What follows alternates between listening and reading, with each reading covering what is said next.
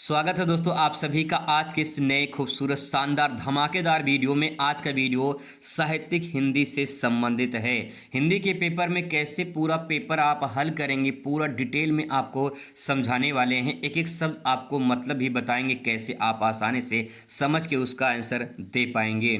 साहित्यिक हिंदी आप लोग के लिए है, यानी आर्ट वालों के लिए होता है। जो आपका सामान्य हिंदी होता है वो सामान्य हिंदी आपका साइंस वालों के लिए होता है, आर्ट वालों के लिए साहित्यिक हिंदी होता है। लेकिन जो अब आपके पेपर आते हैं उसमें ना तो सामान्य होता है ना तो साहित्यिक होता है, उसमें आपका केवल हिंदी लिखा रहता है। ठीक है, जो आपका सामान्य और साहित्यिक हिंदी है उसमें कुछ चैप्टर अलग होते हैं, बाकी सेम होता है, कोई ज़्यादा चेंजिंग नहीं होता है।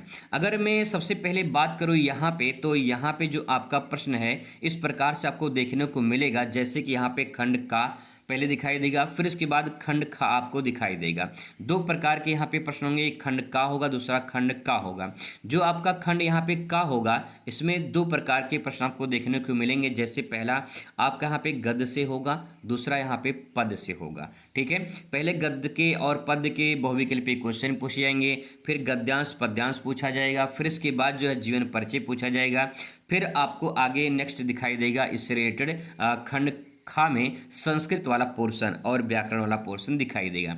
तो सबसे पहले हम लोग यहाँ बहुविकल्पी क्वेश्चन की शुरुआत करते हैं। तो देखिए पाँच पाँच क्वेश्चन दोनों से रहेंगे, यानी 10 क्वेश्चन रहेगा 10 नंबर का। तो सबसे पहले शुरुआत यहीं से करते हैं। क्वेश्चन है कि खड़ी बोली की प्रथम रचना मानी जाती है। जो खड़ी बोली है इसकी प्रथम रचना मानी जाती है साहित्य लोचन, गोरा बादल की कथा, पद्मावत, साहित्य लहरी। तो इसमें सही जवाब क्या होगा? इसमें सही जवाब का हो जाएगा गोरा बादल की कथा। और ये लिखा किसने है? जटमल ने लिखा है। तो कभी कभी मान लीजिए पूछ लेगा कि किसने लिखा है, तो जवाब होगा जटमल द्वारा रचित है गोरा बादल की कथा। ठीक है, आगे आते हैं क्वेश्चन नंबर नेक्स्ट पर आ जाते हैं कि तिब्बत यात्रा के लेखक कौन है? अध्यापक पूर्ण सिंह, बालकृष्ण भट्ट, या फिर नीचे दो ऑप्शन देगा आपको, राहुल सक्रातियान या फिर नंद दुलारे वाजपेयी। इसमें सही जवाब क्या हो जाएगा? इसमें आपका सही जवाब हो जाएगा राहुल सक्रातियान हो जाएगा। इन्होंने घुमक्कड़ शास्त्र नामक जो है, घुमक्कड़ शास्त्र का जनक कहा जाता है राहुल सक्रातियान को। ठीक है, चलिए आगे देखते हैं, अगले क्वेश्चन पर आ जाते हैं। क्वेश्चन कह रहा है कि कौन सी रचना नाटक नहीं है, पूछा है।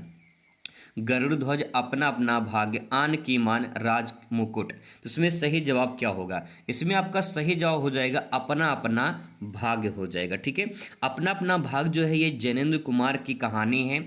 जैनेंद्र कुमार की एक कहानी है, नाटक नहीं है, ये कहानी है जैनेंद्र कुमार की। ठीक है, आगे यहाँ पे आते हैं नेक्स्ट पॉइंट पर। कह रहा है क्वेश्चन की माटी की मूर्तें, जो माटी की मूर्तें हैं के लेखक कौन है? तो यहाँ पे बालकृष्ण भट्ट है, महावीर प्रसाद द्विवेदी हैं, राम वृक्ष बेनपुरी हैं, या फिर हजारी प्रसाद द्विवेदी हैं। तो माटी की जो मूर्तें हैं वो किसने लिखा है? राम वृक्ष बेनपुरी ने। तो इसमें आपका जवाब हो जाएगा राम वृक्ष बेनपुरी ने माटी की जो मूर्तें हैं इन्होंने लिखा है। ठीक है, चलिए आगे है क्वेश्चन नंबर नेक्स्ट है कि चिंतामणि किस विधा की रचना है? जो चिंतामणि है वो किस विधा की रचना है? कहानी है, निबंध है, नाटक है, या फिर उपन्यास है? तो इसमें राइट आंसर क्या हो जाएगा? ये आपका ये जो है ये एक निबंध है। ठीक है, ये आपका हो जाएगा एक निबंध है, और ये आचार्य रामचंद्र शुक्ल की प्रसिद्ध निबंध है। ठीक है, तो यहाँ पे ये जो है आपका ये निबंध हो जाएगा आचार्य रामचंद्र शुक्ल द्वारा लिखित है। ठीक है, आगे यहाँ पे क्वेश्चन नंबर नेक्स्ट आ जाते हैं। नेक्स्ट है आपका दूसरा, अब यहाँ शुरुआत होता है इसमें ज्ञानपीठ पुरस्कार निम्नलिखित में से किस रचना पर मिला है?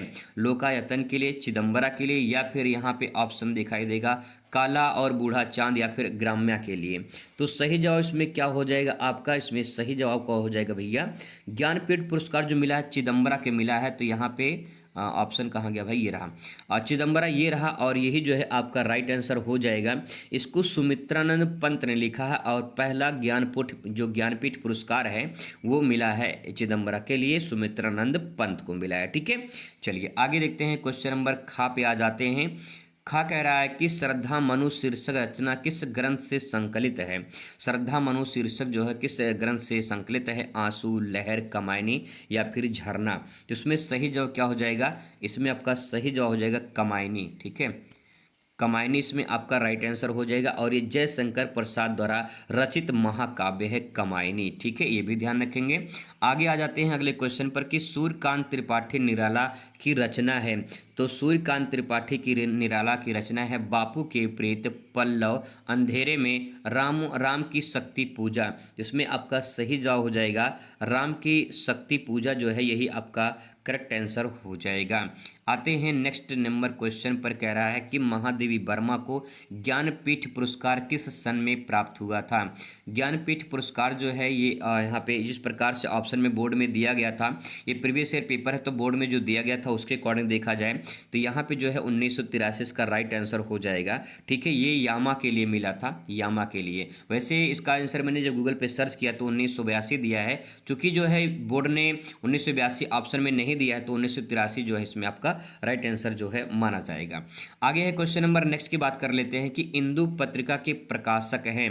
जो इंदु पत्रिका है इसके प्रकाशक जो है कौन है। आचार्य महावीर प्रसाद द्विवेदी, चंद्रधर शर्मा गुलेरी, या फिर जो है यहाँ पे बात कर लेते हैं नेक्स्ट है अंबिका प्रसाद गुप्त, या फिर बाल शर्मा नवीन। तो यहाँ पे जो है ये नमस्ते नहीं रहेगा भाई, यहाँ पे जो है बाल कृष्ण शर्मा नवीन। तो इसमें राइट आंसर क्या हो गया भैया, इसमें राइट आंसर होगा अंबिका प्रसाद गुप्त, इसमें करेक्ट आंसर हो जाएगा। इंदु पत्रिका के जो प्रकाशक है वो तीसरा अंबिका प्रसाद गुप्त, इसमें करेक्ट आंसर हो जाएगा। तो ये इंपॉर्टेंट क्वेश्चन थे जो बहुविकल्पी पूछे गए हैं। अब बात करते हैं जो गद्यांश पद्यांश क्वेश्चन है उसके बारे में। दोस्तों बात करेंगे यहाँ पे गद्यांश की, जिसमें से 10 अंक आपको यहाँ से प्राप्त होंगे। सिंपल आसान शब्दों में समझने का पूरा प्रयास करेंगे। निम्नलिखित गद्यांश पर आधारित प्रश्नों का उत्तर दीजिए। तो यहाँ पे जो आपको कलर दिख रहा है, रंग बिरंगा दिख रहा है, ये उसका उत्तर है, ठीक है। जैसे यहाँ पे जो क्वेश्चन पूछे जाएंगे वो इसका उत्तर आप यहाँ पे देखने को मिल जाएगा। जैसे कि प्रस्तुत गद्यांश जो पाठ है उसका लेखक का नाम क्या है और पाठ का नाम क्या है, ये बतानी है। फिर इसके बाद रेखांकित अंश की व्याख्या करनी है। राष्ट्र का तीसरा अंक कौन सा है, मनुष्य के जीवन का श्वास प्रश्वास क्या है, और राष्ट्र की वृद्धि कैसे संभव है, ऐसा क्वेश्चन आपको यहाँ पे देखने को मिलेगा। तो सबसे पहले यहाँ पे जो पाठ का नाम है वो आप पहचान सकते हैं। देखिए यहाँ पे लिखा है, कई जगह पे राष्ट्र लिखा है, और राष्ट्र से आप पहचान सकते हैं कि ये राष्ट्र के स्वरूप से लिया गया है। डॉक्टर वासुदेव शरण अग्रवाल जो है इसके रचनाकार हैं। यहाँ पे जितने भी राष्ट्र शब्द लिखे गए हैं वो सब जो है इंडिकेट करते कि राष्ट्र के स्वरूप से लिया गया है।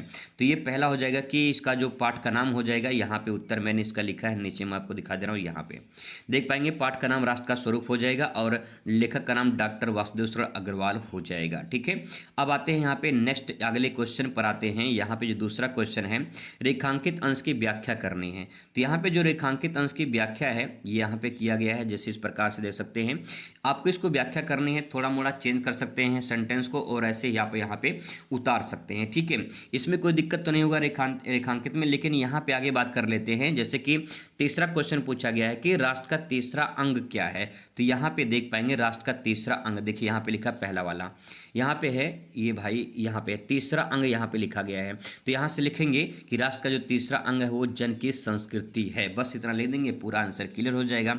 मिलता जुलता शब्द आपको ढूंढना है, ठीक है, ये हो जाएगा। इसके बाद यहाँ पे अगला देखिए कि मनुष्य के जीवन का श्वास और प्रश्वास क्या है। तो ऐसा जो है सेंटेंस आपको यहाँ पे मिलता जुलता ढूंढना है। तो आप यहाँ पे देख पाएंगे ये रहा श्वास प्रश्वास, ठीक है।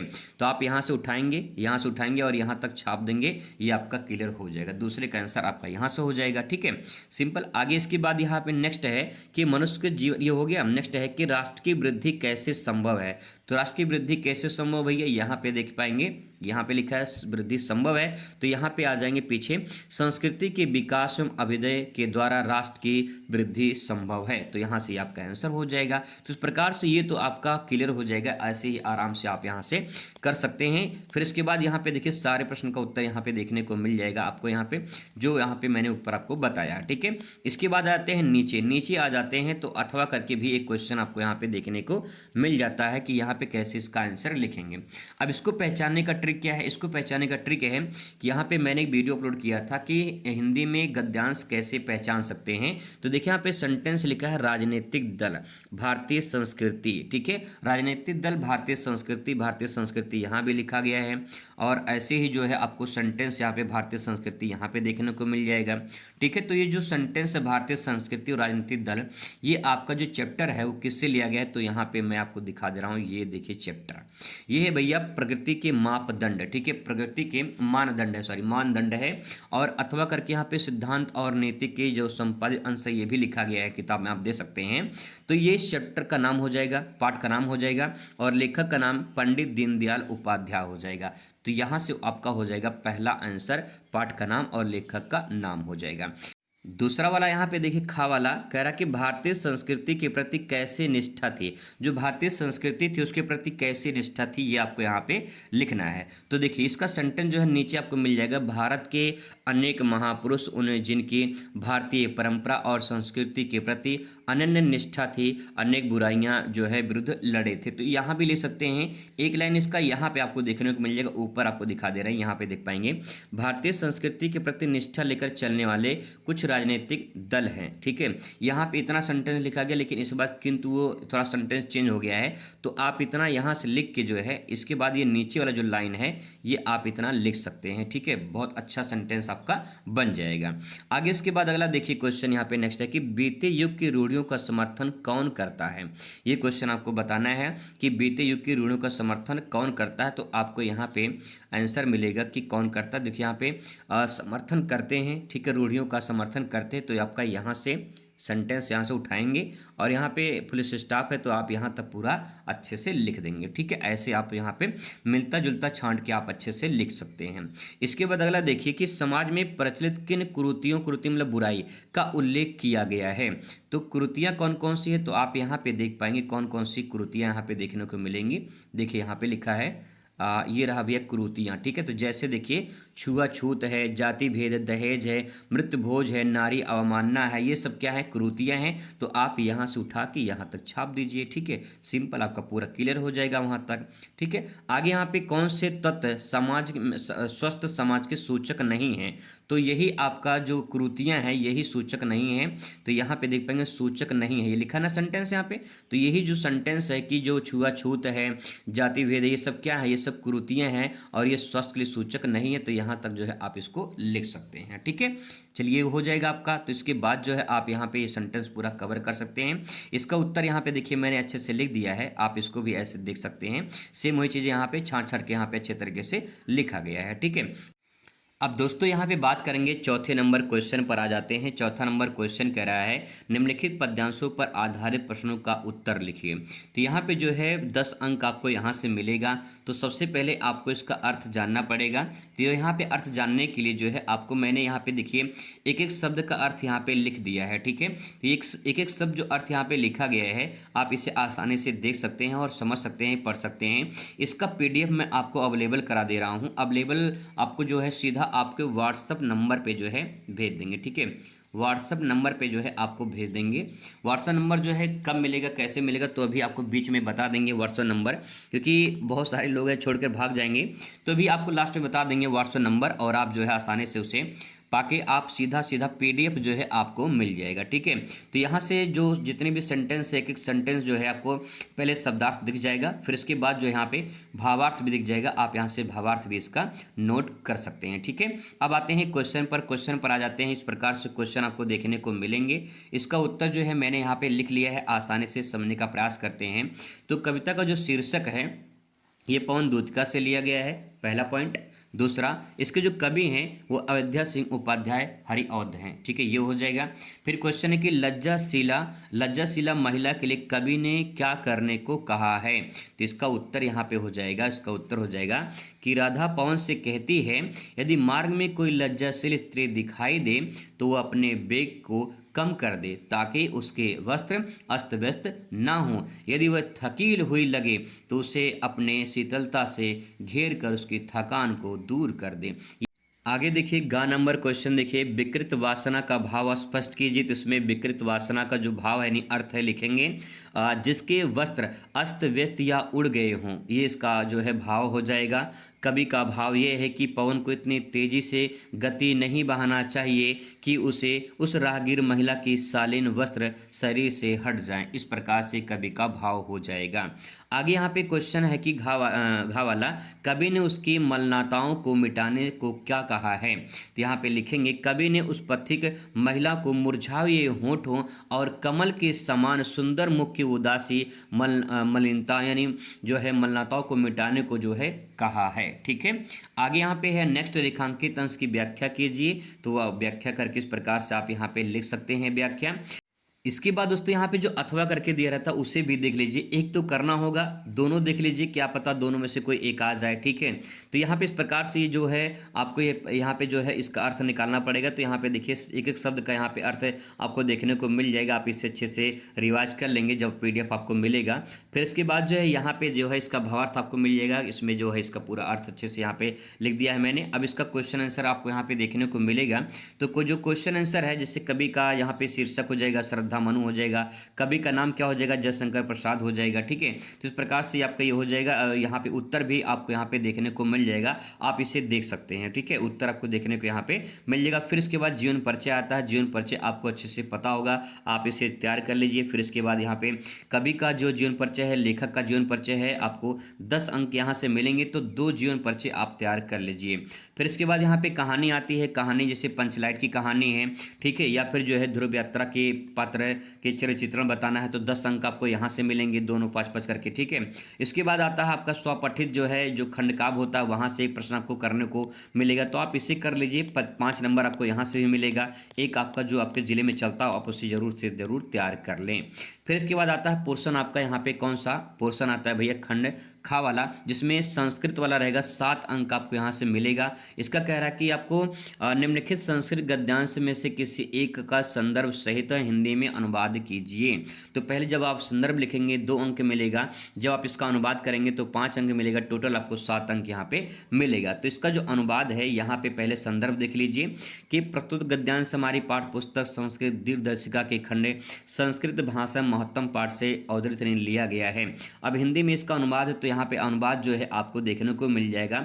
हिंदी में एक एक संस्कृत का शब्द जो है मैंने यहाँ पे लिख दिया है, एक एक शब्द आराम से लिखा गया है। जैसे यहाँ पे देखिए सेंटेंस यहाँ पे है, सेंटेंस है कि संस्कृत से साहित्यम सरसम व्याकरणम चा सुनिश्चितम, ये आपका हो जाएगा सेंटेंस। और इसके बाद जो है यहाँ पे देखिए लिखा गया है कि संस्कृत से मतलब संस्कृत का, साहित्य मतलब साहित्य, सरसम यानी रसपूर्ण, व्याकरणम यानी व्याकरण, चा मतलब और, सुनिश्चितम मतलब सुव्यवस्थित या फिर नियमबद्ध तरीके से। और इसका जो भावार्थ हो जाएगा कि संस्कृत का साहित्य रसपूर्ण है तथा उसका व्याकरण पूर्णतः सुव्यवस्थित और नियमबद्ध है। ठीक है, ऐसे ही पूरा का पूरा सेंटेंस देख पाएंगे। अच्छे से मैंने लिख दिया है, जब PDF आपको मिलेगा तो PDF में अच्छे से आप इसे तैयार कर लीजिए, क्योंकि प्रीवियस ईयर क्वेश्चन से आपके पेपर में क्वेश्चन आते हैं। ठीक है, आप इसको अच्छे से तैयार कर लीजिए। सारा जो है भावार्थ आपको देखने को मिल जाएगा। देखिए इस प्रकार से अच्छे से एक एक शब्द का मतलब, एक एक लाइन का मतलब यहाँ पे लिखा गया है, ताकि जो है आसानी से आप इसे लिख पाएँ। इसके बाद अथवा करके जो दिया रहता है उसे भी यहाँ पे मैंने लिख दिया, आप इसे भी आप अच्छे से कवर कर सकते हैं। एक एक शब्द का पूरा मतलब यहाँ पे लिखा गया है, बहुत अच्छे आसान शब्दों में सरल भाषा में आप इसे अच्छे से तैयार कर सकते हैं। ठीक है, तो यहाँ पे जो है आ जाते हैं नेक्स्ट पॉइंट पर। नेक्स्ट पॉइंट आपके सामने रहेगा ये वाला, संस्कृत का यहाँ पे कुछ आपका श्लोक जो है उसका भी यहाँ पे हिंदी में अनुवाद आपको जो है आपको करना होता, तो इसका भी आपको उत्तर देखने को मिल जाएगा। पहले यहाँ पे हिंदी में अनुवाद दिया गया है, तो आप इसे हिंदी में अनुवाद देख लीजिए। यहाँ पे एक एक करके शब्द का हिंदी में अनुवाद आपको देखने को मिल जाएगा, फिर इसका भावार्थ देखने को मिल जाएगा। फिर जो अथवा करके दिया गया उसको भी यहाँ पे देखने को मिल जाएगा। यहाँ देखिए संदर्भ लिखा गया है, संदर्भ में जैसे कि प्रस्तुत श्लोक हमारी पाठ्य पुस्तक संस्कृत दिग्दर्शिका के खंडकाव्य के निरपतः दिलीपः यानी जो है नवपाठ से लिया गया है। तो इस प्रकार से ये आपका संदर्भ हो जाएगा, अच्छे से आप इसे लिख सकते हैं। फिर इसके बाद जो है इसका हिंदी में आप जो है अनुवाद कर सकते हैं। ठीक है, आगे दोस्तों यहाँ पे नेक्स्ट आपका आएगा आप अगला पोर्शन जो है हिंदी में संस्कृत में जो है क्वेश्चन आंसर आता है। तो आपको प्रश्न लिखना है। देखिए प्रश्न में क्या करना है। यहाँ पे प्रश्न में देखिए यहाँ पे जैसे लिखा है कस्य साहित्यम सरसम मधुरम चा अस्ति। तो यहाँ पे जो कस्य है यही आपका सेंटेंस हटाना है, इसको हटा के इसकी जगह पे आपको दूसरा सेंटेंस लिखना है। तो अगर आपको पता है तो आप लिख सकते हैं, नहीं तो संस्कृत पोर्शन से कोई एक सेंटेंस उठा के आप यहाँ पे लिख सकते हैं, लेकिन इसका उत्तर भी आपको यहाँ पे देखने को मिल जाएगा। जैसे संस्कृत से यहाँ पे हो जाएगा और साहित्यम सरसम मधुरम चास्ती, या पूरा देखिए सेम है, बस आपका यहाँ पे एक ही सेंटेंस जैसे कस्य है तो यही का चेंज हो जाएगा।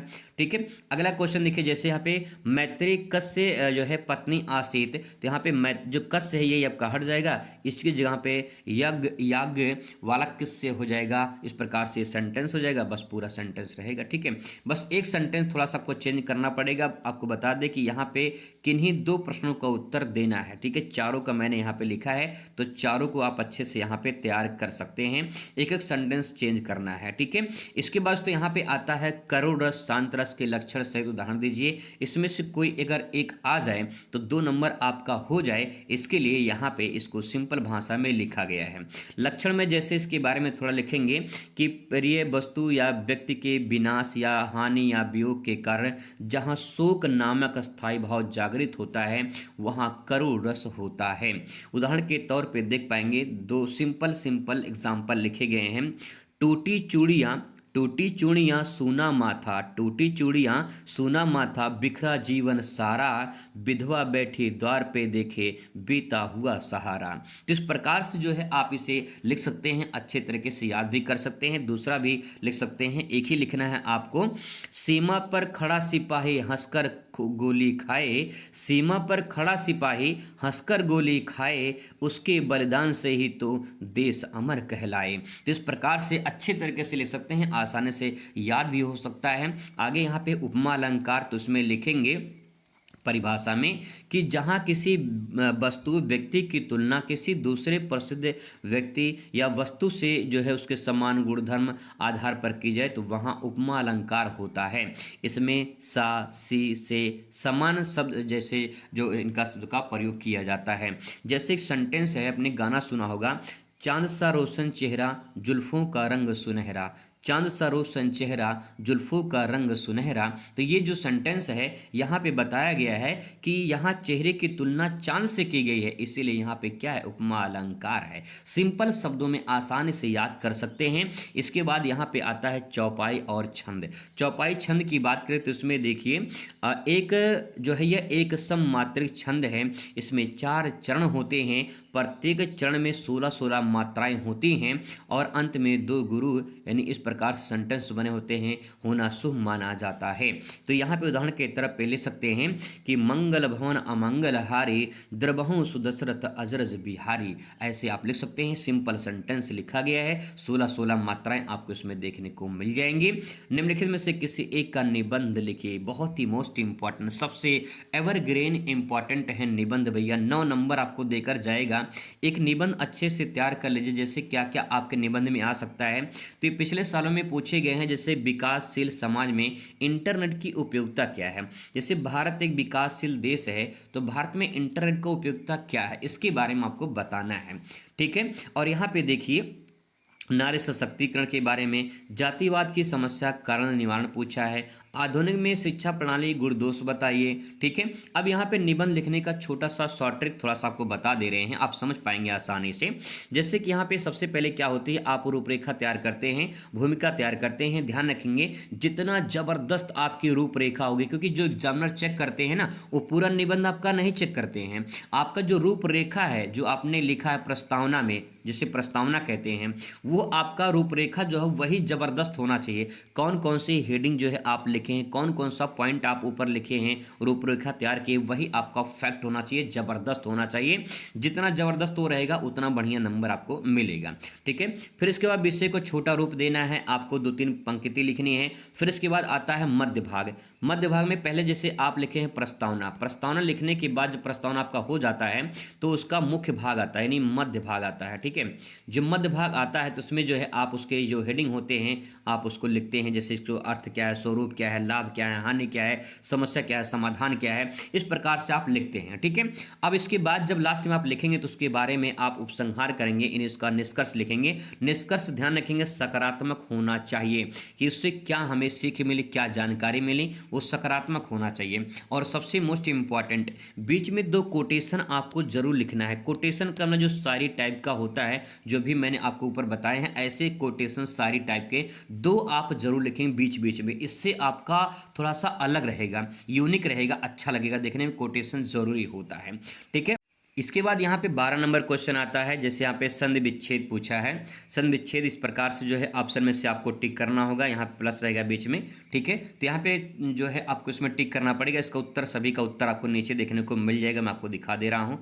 आ जाते हैं सीधा सीधा उत्तर पे, और यहाँ पे आसानी से जो है इसका उत्तर आप यहाँ पे देख पाएंगे। ठीक है, देखिए यहाँ पे जो संधि विच्छेद का जो है आपको संधि विच्छेद करना है, पवित्रम का संधि विच्छेद जो है ये हो जाएगा पो धन इत्रम हो जाएगा। यह अयाद संधि के अंतर्गत आता है। तो इस प्रकार से यहाँ पे देखिए ओ प्लस ई बराबर यहाँ पे क्या बनेगा, अभी बन जाएगा। ठीक है, तो ये अयाद संधि के अंतर्गत आता है। नेक्स्ट है हरवे का संधि विच्छेद, देखिए यहाँ पे हरे धन अ हो जाएगा, और ये पूर्ण रूप संधि है, तो यहाँ पे जो है आ का जो लोप होकर ये जो इस प्रकार से अवगर में लग गया है। तो इस प्रकार से यहाँ पे ध्यान रखेंगे।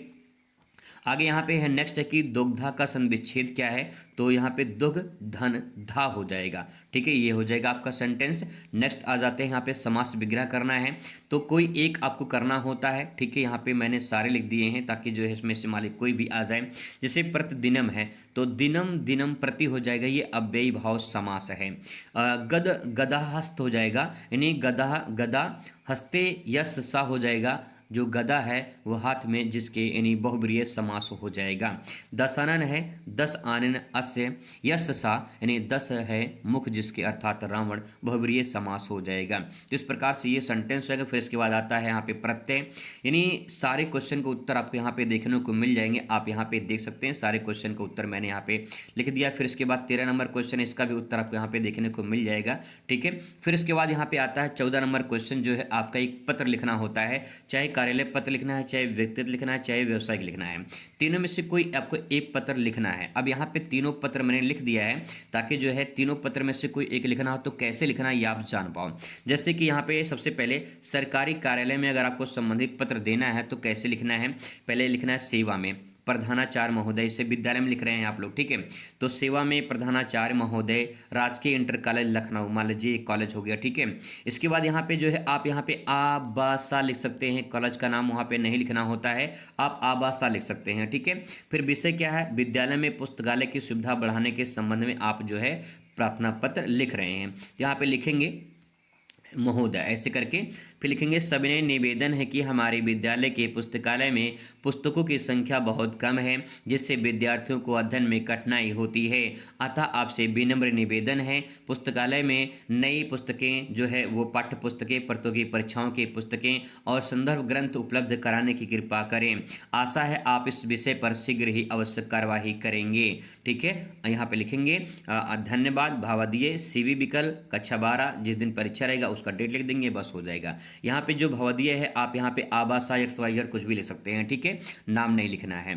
आगे यहाँ पे दोस्तों बात करते हैं, अगर व्यक्तिगत पत्र देते हैं, जैसे कि अपने मित्र को, भाई को, माता पिता को अगर पत्र लिखा जाता है तो कैसे लिखेंगे, जैसे प्रिय मित्र मन्नो विकल्प, यहाँ पे आप आबासा लिख सकते हैं। ठीक है, कुछ भी लिख सकते हैं। यहाँ पे बिंदेखलपुर अयोध्या, अपने जिले का नाम लिख देंगे। फिर सप्रेम नमस्ते। ठीक है, अगर मान लीजिए आपका सबसे छोटा है, मतलब छोटे के लिए लिख रहे हैं, तो वहाँ पे हेलो लिख देंगे, जो है कैसे हो, खुश रहो, इस प्रकार से लिख सकते हैं। ठीक है, यहाँ पे लिखेंगे आशा है तुम स्वस्थ और प्रसन्न होगे, मैं यहाँ कुशल पूर्वक हूँ, मेरी प्री बोर्ड परीक्षा की तैयारी अच्छी चल रही है, प्रतिदिन समय सारणी बनाकर पढ़ाई कर रहा हूँ, इतिहास और हिंदी के नोट्स तैयार कर लिए हैं। आगे देखिए, तैयार कर लिए हैं, तब भी अपने तैयारी के बारे में, तुम भी अपने तैयारी के बारे में लिखना। माता पिता को प्रेम जो है मेरा प्रणाम कहना, तुम्हारा मित्र CV विकल्प, डेट लिख देंगे, बस काम हो जाएगा। ठीक है, सिंपल है। आगे इसके बाद व्यवसायिक पत्र कैसे लिखते हैं, व्यवसायिक पत्र में से व्यापार, दुकान या कंपनी को लिखते हैं तो उसमें लिखेंगे सेवा में प्रबंधक महोदय सीवी व्हीकल बुक इंटर जो है बुक डिपो ऐसे लिख सकते हैं। ठीक है, अयोध्या। आगे इसमें लिखेंगे विषय, विषय में जो है कॉपी किताबों की आपूर्ति हेतु इसमें लिखेंगे तो यहाँ पे महोदय सादर निवेदन है कि हमें अपने विद्यालय हेतु 200 कापियाँ, 100 हिंदी पुस्तकें और 100 इतिहास की पुस्तकें शीघ्र आवश्यक चाहिए। कृपा उचित छूट सहित सामग्री 1 सप्ताह के भीतर भेजने की कृपा करें। भुगतान सामग्री प्राप्त होने पर कर दिया जाएगा। ठीक है, आगे है भावादिये सीवी विकल्प प्रबंधक। इस प्रकार से आप यहाँ पे लिख सकते हैं, पूरा पेपर आपका सॉल्व हो जाएगा। अच्छे तरीके से पूरा पेपर आप देख लीजिए। ठीक है, अब रही बात पेपर सॉल्व करने की, तो आप सॉल्व कर सकते हैं, लेकिन ये पीडीएफ कैसे मिलेगा, तो पीडीएफ भी आपको दे देते हैं। एक नंबर नोट कर लीजिए, मोबाइल नंबर है, आप इस पर मैसेज करेंगे, सिर्फ व्हाट्सअप मैसेज करेंगे तो आपको जो है पीडीएफ अवेलेबल करा देंगे। नंबर है 9250 9250 26 26 35 35 26 35 35। ठीक है, 9250 26 35 35 ये व्हाट्सअप नंबर है। इस पर आप मैसेज कर देंगे तो पीडीएफ आपको अवेलेबल करा देंगे, वहाँ से आप इसे रिवाइज जरूर कर लेंगे। मिलते हैं नेक्स्ट वीडियो में। Thanks for watching.